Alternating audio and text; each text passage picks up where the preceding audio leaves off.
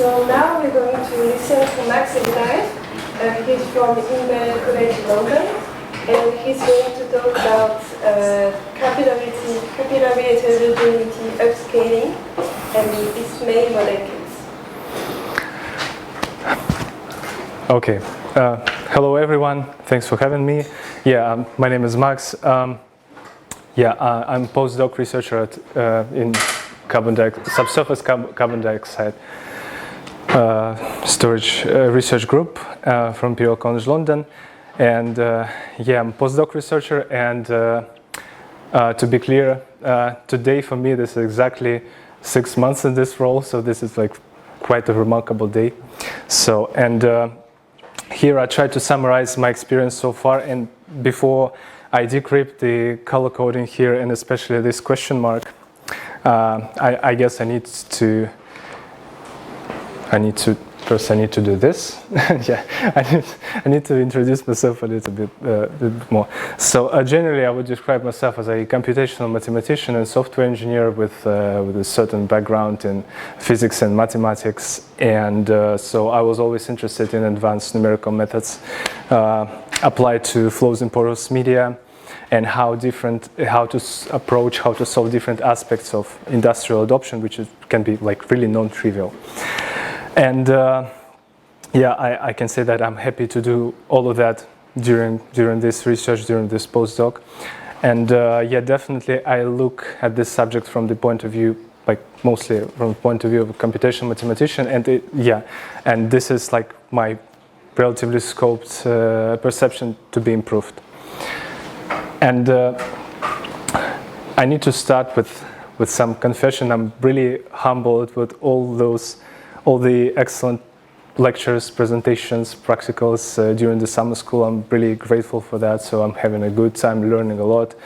And what can I do in return? I can just try to share what we are up to, and in particular, why do we need better field scale models of carbon dioxide underground storages with respect to small scale capillary heterogeneities, and how we can achieve this with proper upscaling methods between different continuum scales, and how the process of industrial adoption can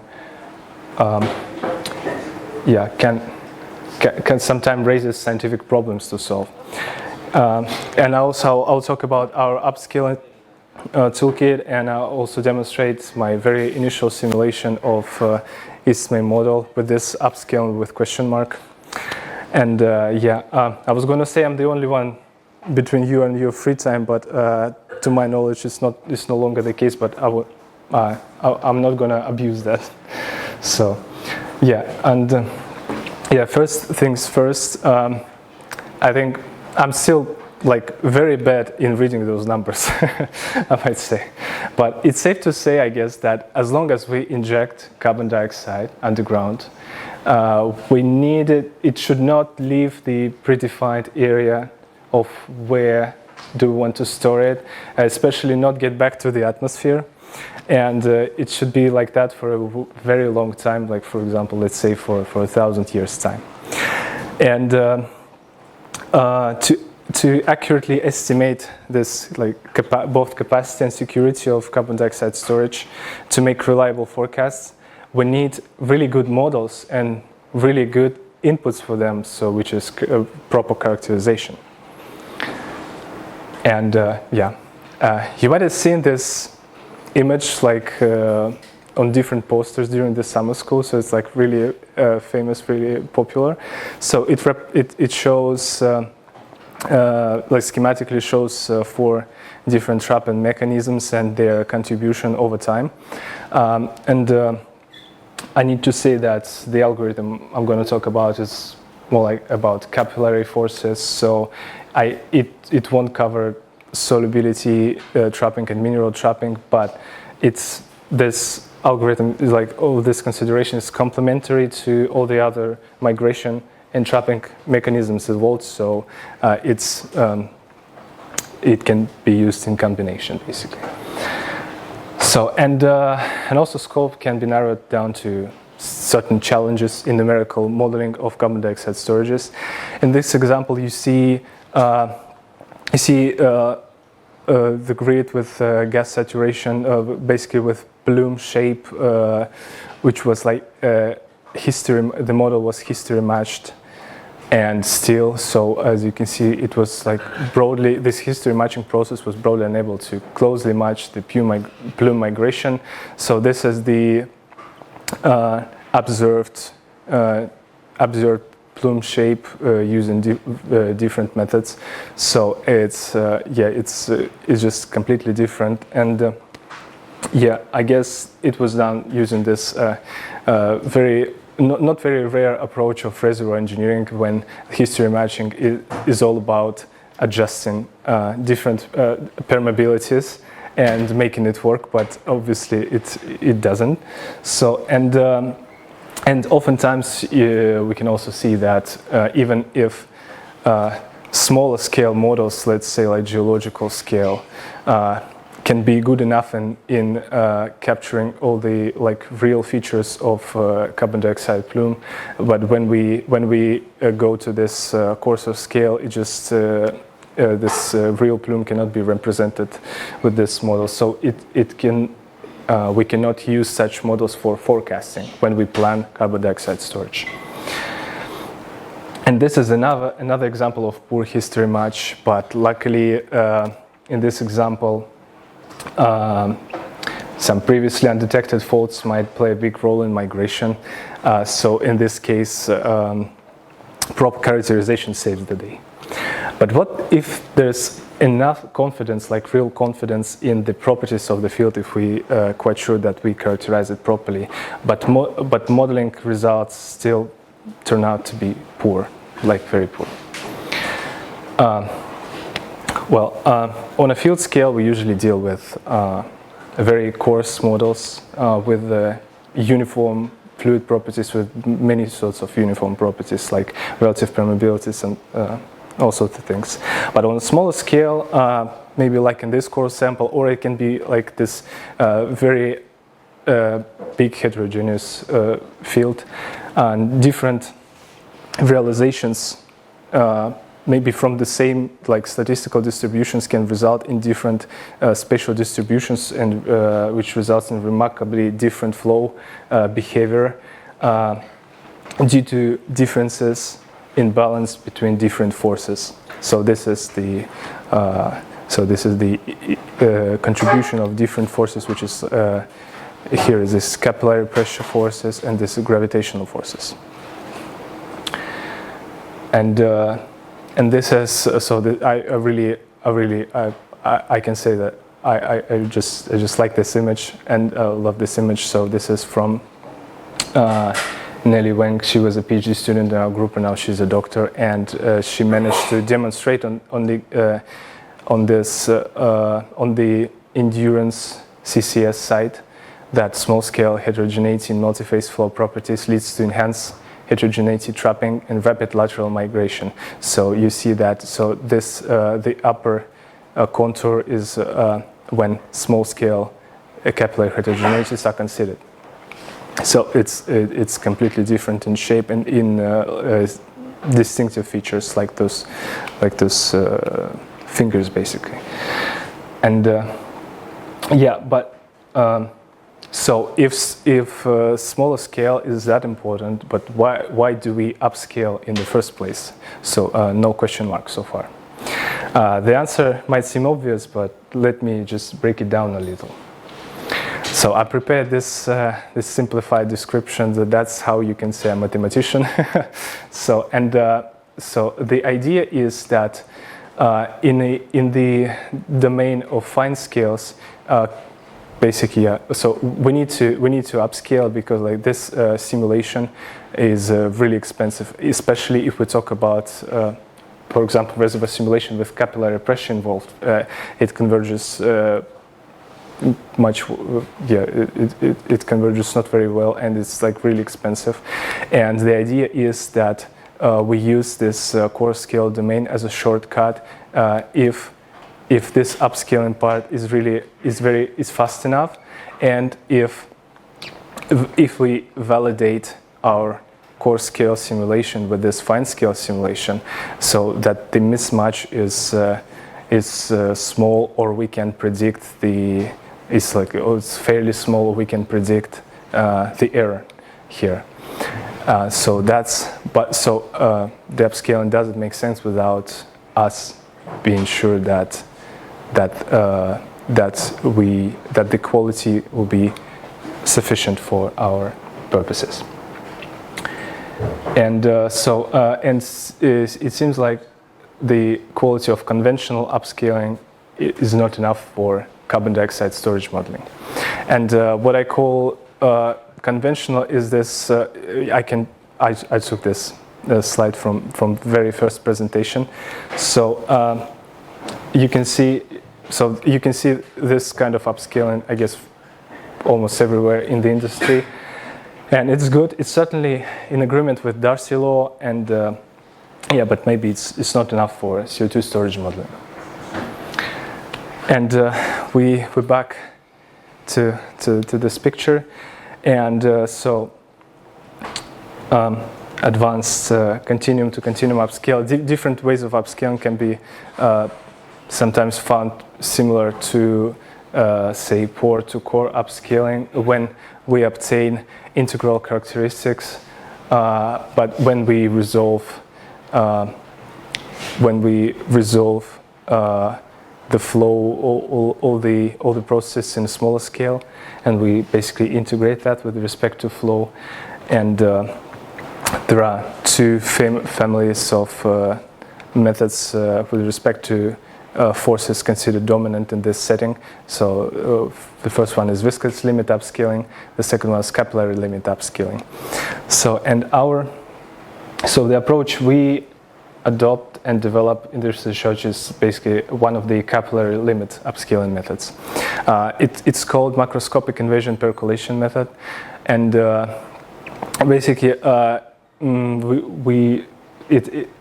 it's called like that because it was inspired by some pore network modeling approaches, and we actually saw videos of artificial pores of experiments with the same exact behavior as in this picture with the capillary dominant flow.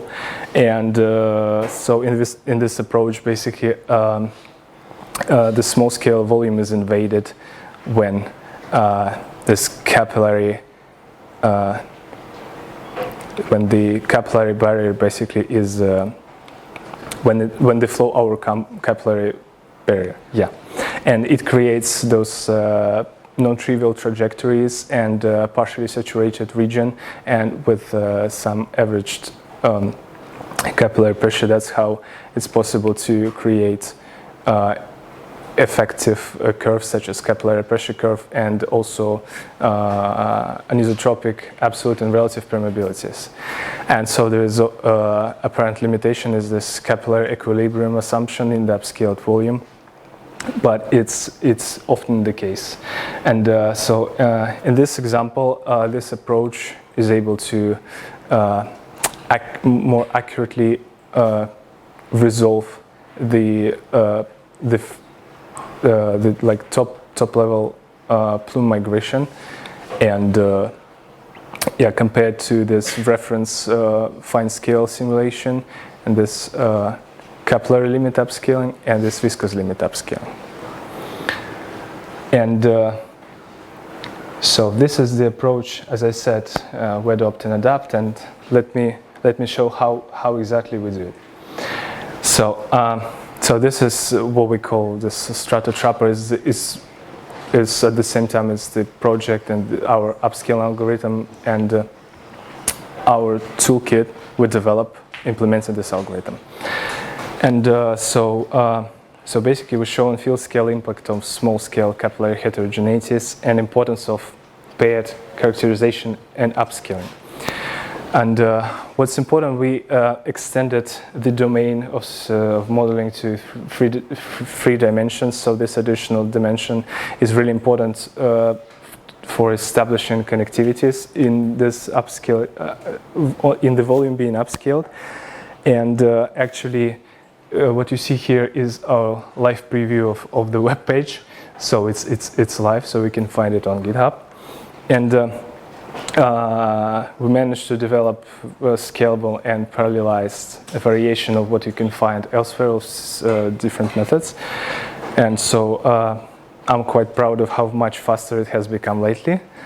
And what is also important in this stage of the project, we're working closely with one of the industrial partners, Maksim, and we both adopt their software for the needs of this algorithm, and we also support their own implementation.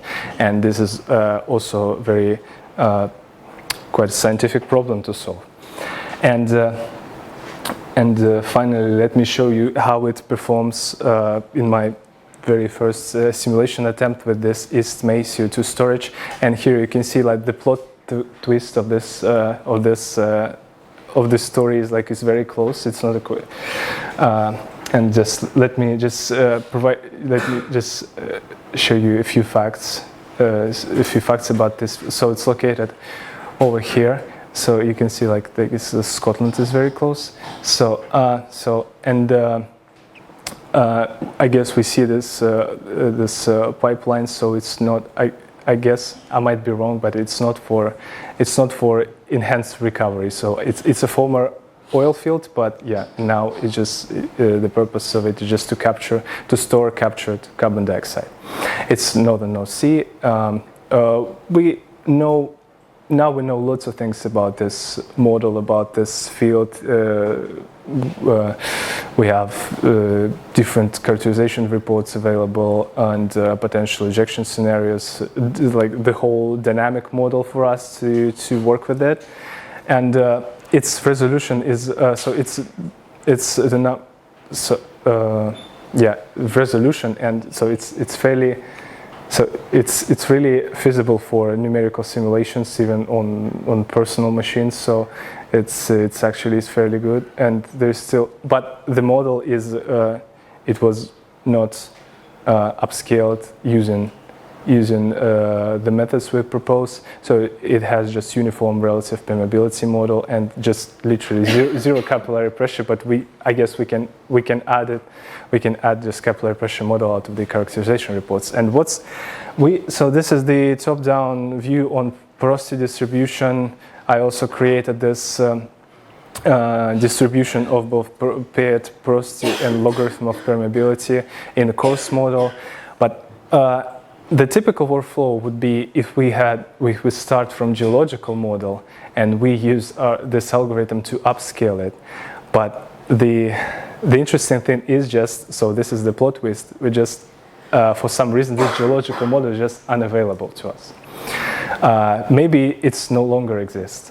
Maybe it's just unavailable to us for any other reason. But it raises another scientific problem to solve. So before we upscale, we should actually downscale it back, but do it in a realistic way, in a proper way, and then apply StraraTrapper upscaling to create enhanced models. And that's how our toolkit got this additional downscaling component. And so it consists of basically 3 steps: initial sampling and applying anisotropic spatial correlations to represent heterogeneities of different sizes. For example, here you can see that properties are more correlated in this direction rather than in this one. And we should, that's how we basically reverse this conventional upscaling, which I suppose it was performed before we got this dynamic model. And that's what we had to do, and it really affects the final results. So it's important to make this part as better as possible, to make very realistic subscale realizations. So but in this setting, we observed that if we compare this leverage J function based capillary model from base model and model after our downscale and upscaling, we keep getting those results that entry pressures for after upscaling, after our upscaling is statistically lower. So we might expect that it will be easier for gas to invade new volumes because like the barrier is much lower in this setting. And also the relative permeability curves. This is the same statistical plots, but with intrinsic curves portrayed here. So that was the uniform model, and we see that relative permeability is also higher, and they can be non-monotonic as in this example, and we also might expect that it changes the multiphase flow after upscaling. And this is like a very brief example of differences between upscaled model and based model. Right after injection stops, there should be something around 100 megatons of CO2 injected in for wells over 25-year period or approximately. And what I see that, so it can happen that even the presence of capillary pressure it just increases. It not just make some changes, it also can increase the impact of upscaling. So it's important to consider capillary pressure in both when we upscale and if we upscale using this algorithm, or if we don't do that for some reason. And apparently modern reservoir simulation studies, modern field scale studies, they're all about stochastic modeling. So it's not enough to run just a few simulations and make some conclusions out of it. We really need to conduct stochastic case studies with this and other model with respect to small scale characteristics, and support the advancement of this method. And yeah, of course, it should be considered along with other trapping mechanisms, other mechanisms of CO2 migrations, which can be diffusion, thermal effects, and it will be for practical applications. It's also important to have some sort of metrics. So it will be like more than great. It will be actually fantastic if we will be able to actually predict how good, or if we can predict the error of our upscaling algorithm, if that's appropriate for us, or we should do something else, or we probably shouldn't do this kind of upscaling. And there are different alternatives. I saw like some examples. I saw, I was talking to reservoir engineers lately, and they full of ideas. And mathematically this algorithm can be extended but very carefully extended to different gas injection scenarios. Basically, it can be hydrogen storage, but that's for example the hysteresis effects are like more crucial in this setting, and other different gas injection scenarios for other purposes. And I would also like to express my gratitude to my supervisors, Sam Kraver, Professor and Margaret, and also the former participants of this project, Dr. Nelly Wenk and Dr. Sinyu An. So they did a fantastic job before me, so it made my onboarding to this research much easier. So this concludes my presentation. Thank you for your attention.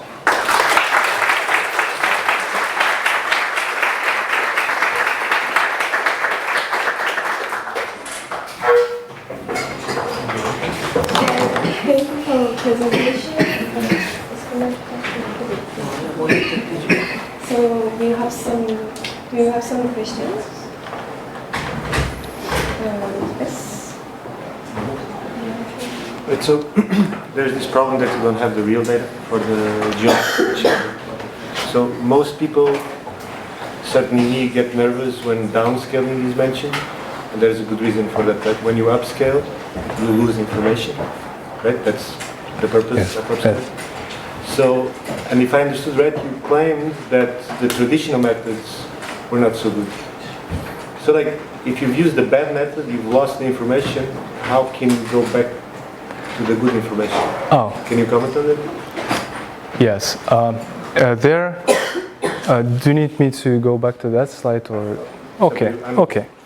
I was thinking about that. So we still have a lot of characterization report. We still have some data, but not particular geological realization. So we don't have a particular realization for the whole field, but we still have some small scale information. We still have well logs. We have the different information from where we can actually extract some information about the statistical properties on a small scale. And that's how we can get information about correlation lengths. So basically the scale of heterogeneities there. And that way I hope that we'll be able to generate realistic statistics out of it and sample downscaled realizations from these statistics, and so apply statistical approaches to still have some maybe with larger error margins, but still having some downscale realizations to upscale, basically. That makes sense. Thank you. Thank you. Is there any more questions? I don't think so. So with that, again, thanks Max again for his presentation. Thank you.